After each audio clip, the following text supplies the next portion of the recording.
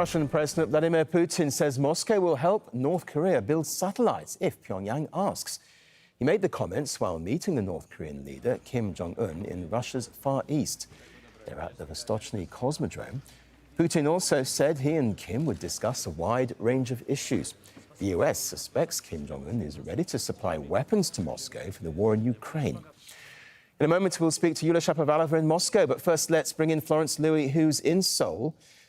Florence, a face-to-face meeting and a long handshake, a significant meeting then for a number of reasons. Absolutely. This is the second meeting between these two leaders, but it is Kim Jong-un's first trip abroad since the COVID pandemic.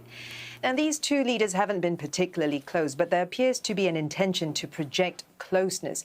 Now, Kim Jong-un has been reported as saying by North Korean state media that his visit to Russia really highlights North Korea's priority in putting ahead in building stronger ties with Russia. Now, North Korean state media has given this visit full coverage, and I think we can take from that there is a lot of importance placed on these ties between Russia and North Korea, and also perhaps a level of confidence that talks indeed between these two leaders are going to go well. Now, each side has what the other wants. Russia wants weapons, and North Korea wants hard currency, it wants food, it wants technology to help it advance its nuclear weapons program. Now, both sides are also ruled by authoritarian leaders, and they are both finding themselves increasingly isolated. Russia because of its war on Ukraine, and North Korea because of its nuclear weapons program, which is in contravention of UN Security Council resolutions and sanctions. So ahead of this, even before this meeting, there has been a clear intention to project an image of closeness. Russia really rolled out the red carpet for Kim Jong-un, having a minister meet him when he arrived at the border town on Tuesday morning. And now all these remarks that we're hearing from these two leaders, Kim saying, thanking Putin for taking time out of his busy schedule to meet him, Putin saying, I'm very glad to meet you. So really an intention to project closeness. And perhaps after this meeting, we might find that these two countries have agreed on even closer cooperation, militarily and perhaps economically as well. And given what you say then, what has the international reaction been to the Kim-Putin meeting?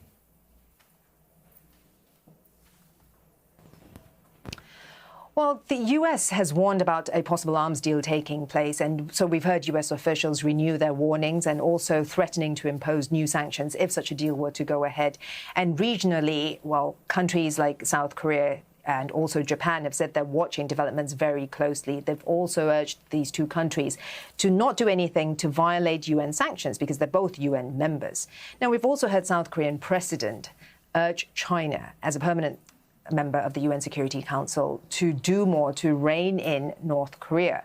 But South Korea also saying that it will deepen its ties with Japan and with the US to curb the rising threat from Pyongyang. But many analysts believe that China would be the key here in preventing an arms deal between Russia and North Korea from going ahead. Now, China so far has not issued many comments, apart from having its foreign ministry spokesperson say that, apart from having its foreign ministry spokesman say that this visit is a matter between these two countries. But some analysts in China are saying that what we're seeing here is just a reaction to what the US has been doing in the region for years in deepening its military cooperation, intensifying military exercises with partners in the region, and also in conducting more freedom of navigation operations. And make no mistake that North Korea and China and Russia have both criticized US dominance in this region. Florence Looi, thank you for that. We're going to stay with this. Yulia Shapovalova joins us live now from Moscow. So, Yulia, what's the schedule for the two leaders now that they've met face-to-face and initial comments have been made?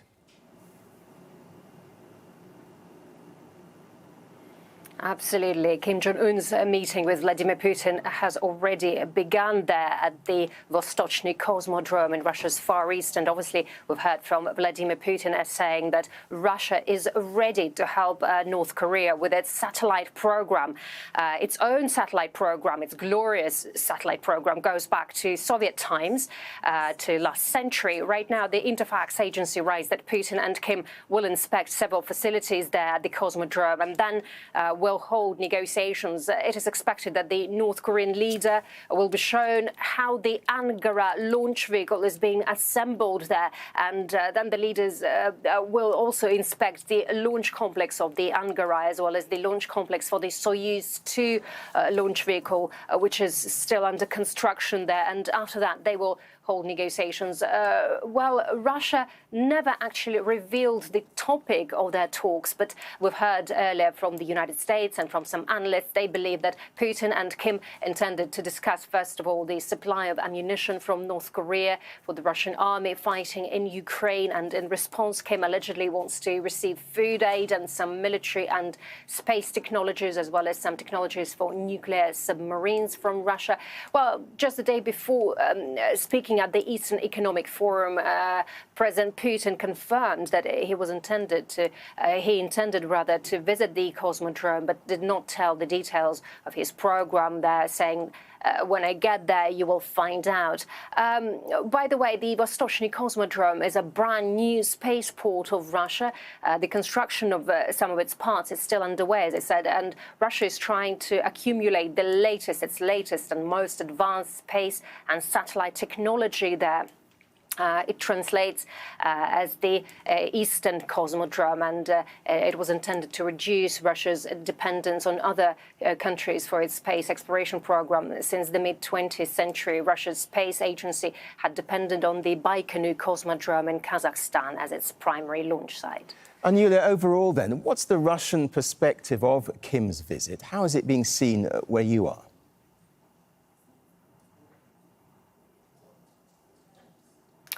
Well, we're just getting reports of that meeting. Basically, I can't say that the expectations are high because basically all the points have been discussed before. Obviously, the whole world, as well as Russia, are closely watching the results of this meeting, and because we understand that it can affect the balance of power in the region and on the entire planet. Recently, Russia supported North Korea verbally, but now it wasn't. We hear some talks that Russia can withdraw from the UN sanctions imposed on North Korea before, because right now Russia is trading more and more with North Korea compared to previous times, because Russia was adhering to those UN sanctions. All that is happening because of Russia's isolation in the West, because the relations are becoming closer with North Korea now. Russia, of course, needs artillery shells from North Korea. North Korea, being one of the most militarized countries in the world, can provide those ammunitions to Russia. Yulia Shapovalova live for us in Moscow. Thank you. Well, let's bring in Robert Kelly now. He's Professor of Political Science at Pusan National University. He joins us from Busan. Welcome to the programme. So in practical terms, when all the handshakes and smiles are done, what will both sides actually be hoping to get out of this?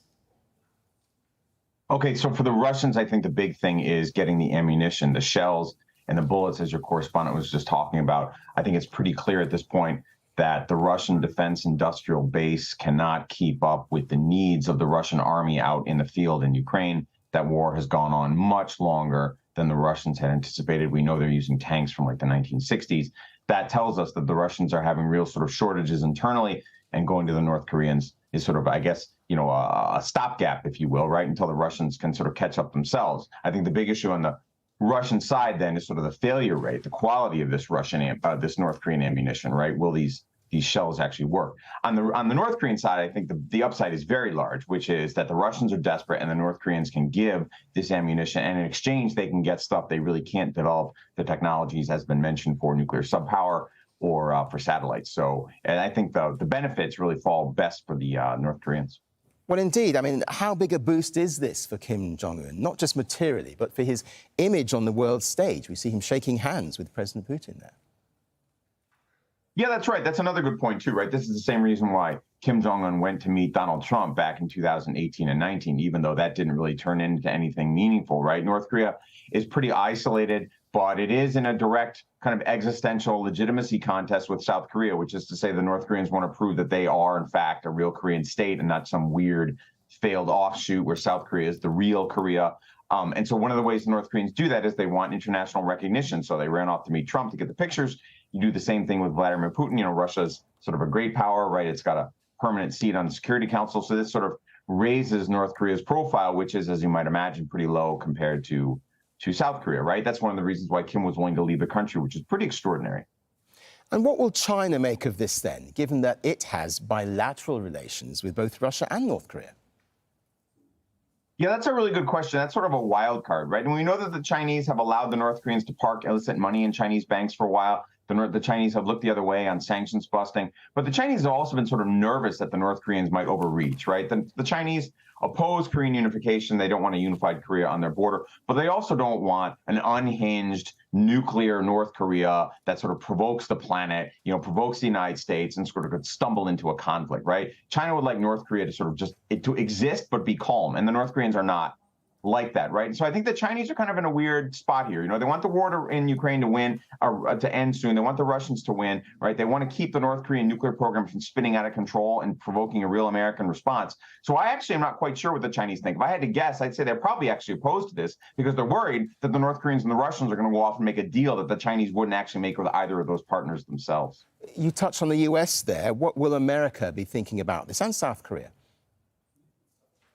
Yeah, I think the American response is pretty obviously going to be negative. And the South Korean response under this president, South Korea has a conservative president, sort of a hawk on North Korea. And he said to the Russians publicly, right, that because Russia is a Security Council member and it has voted for the sanctions on North Korea, that, you know, Russia is not allowed to do this, which is correct, by the way. Security Council resolutions are technically international law and the Russians aren't supposed to do this. I think, you know, Putin at this point is so desperate in Ukraine that he just doesn't care, right? And that's just going to alienate him even more from South Korean public opinion, right? And I think the Americans are very, very nervous that, you know, the Russians are going to give the North Koreans something really valuable, like, you know, satellite technology, right? Right. The North Koreans would like better satellites to guide their nuclear missiles, right? Including missiles that may be pointed at the United States. So I think the Americans are actually quite nervous about this. Robert Kelly, we very much appreciate your time here on Al Jazeera. Thank you.